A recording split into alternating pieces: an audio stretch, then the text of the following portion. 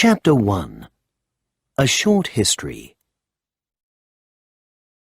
Back in England's oldest times, people lived in big groups called tribes. They were farmers. They grew their food and kept animals for meat and eggs. They lived in villages, in wooden or mud houses, and there was often fighting between the different tribes. Life was simple but dangerous. Then in AD 43, 40,000 Roman soldiers invaded England from the area of Europe that is now Italy. The Roman army was very well organized and had good weapons. The soldiers built a wall around themselves every night so they were safe. They moved across the country, fighting and winning battles against the different tribes, and after 4 years they controlled the south of England. The Romans had to fight for many years before they controlled all of England. They made many changes in the country, such as building towns and cities and good roads. They brought a new language to England, Latin, and made laws, so people knew what they could and could not do. The religion of Christianity came to England in Roman times too. The Romans never took control of Scotland, which is north of England, and Scottish tribes came to fight against them in the north of England again and again. Because of this, in the 2nd century AD, the Romans built a wall to stop the Scottish tribes coming to England. This wall between England and Scotland was 120 kilometers long and was called Hadrian's Wall. For English people in towns and cities, life in Roman times was good. Towns now had clean water and sewers, pipes taking away dirty water, and there were strong walls around them, so people felt safe. People came to the towns to buy and sell things, and food became more interesting and enjoyable.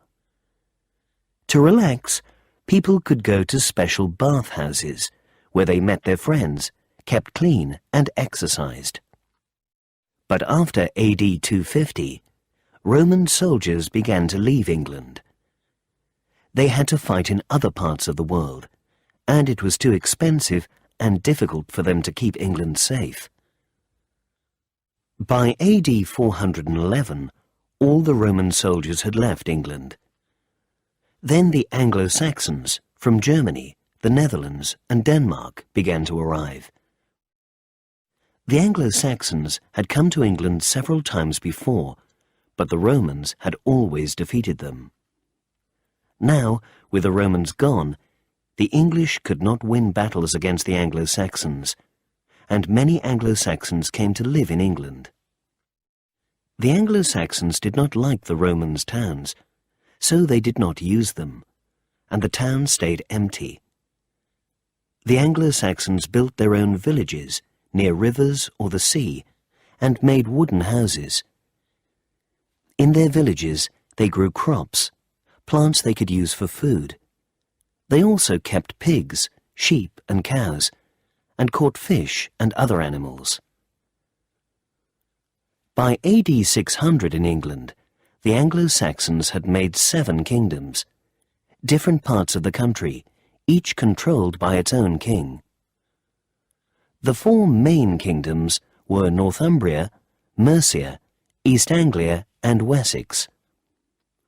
The 3 minor kingdoms were Essex, Kent, and Sussex. In each of these kingdoms, the king had nobles, important men who fought for him. The other people in the kingdom were either peasants or slaves. Peasants were poor people who had some land, but had to give money to the nobles.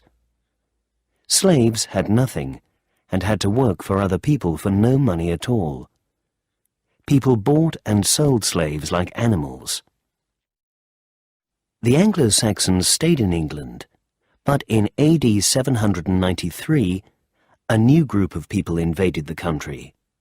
The Vikings from Norway Sweden and Denmark wanted good farming land. They came to England in strong wooden ships, and soon they took control of many parts of the country. But the Anglo-Saxon King of Wessex, Alfred the Great, won a big battle against the Vikings. After this, part of England, called Danelaw, was given to the Vikings, but the Vikings had to promise not to invade other parts of the country. After Alfred the Great died, the Viking and Anglo-Saxon parts of England came together, and England was now ruled as one country with one king. The Vikings and the Anglo-Saxons continued to fight a lot, and for a while England had Viking kings. But by 1042, the Anglo-Saxon King Edward ruled England. With Edward as the king, London became the most important city in England. Edward had many nobles, and he let them become very powerful. He had no children, so when he died, one of his nobles, Harold, became the king. But Edward's cousin William, a Norman from the north of France, believed that he should be the King of England. In October 1066, William brought a big Norman army from France to England. The Normans fought against Harold and his soldiers at the Battle of Hastings. Harold was killed, and William the Conqueror, as he was called, became the King of England. William the Conqueror made many important changes in England. A lot of castles were built. One of these was the Tower of London, which you can visit today. William the Conqueror brought the feudal system to England. In the feudal system, the richest and most important person was the king. Below the king were the nobles, then the knights, and then the serfs, who were the poorest people in the land. The king owned everything in the country, but he gave a castle and land to his nobles, and they paid him money. The nobles gave land to the knights, who had to fight battles for the nobles and the king. The knights gave some land to the serfs, who had to work for the knights and give them food from the land. William the Conqueror wanted to know exactly what he had in England. He sent people all around the country, asking many questions, and they made a big book called the Domesday Book. The book showed how much farming land there was in England and how many animals. We know a lot about life in Norman England because of the Domesday Book.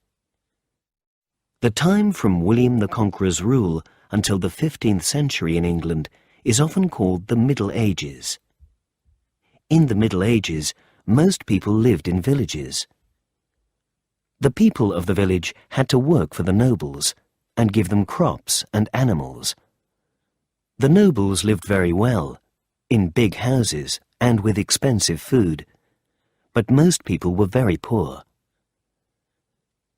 Religion was very important in the Middle Ages, and the Catholic Church became very powerful. From 1095 to 1291, soldiers went to other countries to fight religious battles. There was more fighting in the 14th and 15th centuries, as France and England fought the 100 Years' War, hoping to win land from each other. Many of the battles of the 100 Years' War were fought by knights. As well as fighting battles for nobles and for the king, knights also fought as a sport in competitions called jousting tournaments. Young men who wanted to become knights had to spend many years learning all the things that a knight could do. In 1348, a terrible illness called the Black Death came to England. Only about 4 million people lived in England at that time, but in 2 years, nearly 1.5 million of them died. From 1455 to 1485, there were terrible battles between people who wanted the kings of the country to be from different families, and many more people died. Finally, in 1485, Henry Tudor became the first Tudor King of England, King Henry VII. Some of the Tudor kings and queens are now very famous in England's history. Henry VIII, who became the king in 1509, lived some of the time at the Tower of London, but he had other beautiful palaces in and around London, including the Palace of Westminster and Hampton Court. He and the people around him lived very well. They wore the best clothes and ate wonderful food. And at the palaces there was always dancing, sport, poetry and music. Henry enjoyed life, and he drank and ate too much. When he became the king, he was a sporty, good-looking young man, but later he became so fat he could not walk. England was a Catholic country, but Henry VIII wanted England to leave the Catholic Church, so he started a new church. It was a Protestant church, a Christian church, but for people who believe in a different kind of Christianity, called the Church of England, and he controlled it. Anyone who disagreed with the new church was executed, killed for their crime. When Henry VIII was ruling England, more than 70,000 people were killed because of crimes, or because they disagreed with the king about religion or other important things. 6 years after Henry VIII died, his oldest daughter Mary, the daughter he had with his first wife, Catherine of Aragon, became Queen Mary I of England. She was a Catholic and wanted England to be a Catholic country again, but many people had left the Catholic Church and had become Protestants. Mary executed hundreds of Protestants who refused to become Catholic again. But in 1558, Mary died, and her half-sister Elizabeth, the daughter Henry had with his second wife, Anne Boleyn, became the queen. Queen Elizabeth I was a Protestant, but she did not make Catholics follow her religion, and she soon became one of the best-loved of England's kings and queens. The second half of the 16th century, which was known as the Elizabethan period, was a very important time for English literature. Many people liked to go to the theatre, and William Shakespeare wrote a lot of plays and poetry at this time. Ships also began to travel to other parts of the world. Sir Walter Raleigh sailed to America, and Sir Francis Drake became the first Englishman to sail around the world. But life in England was also very difficult for many people in the Elizabethan period. There was less work in farming now, and a lot of people were very poor.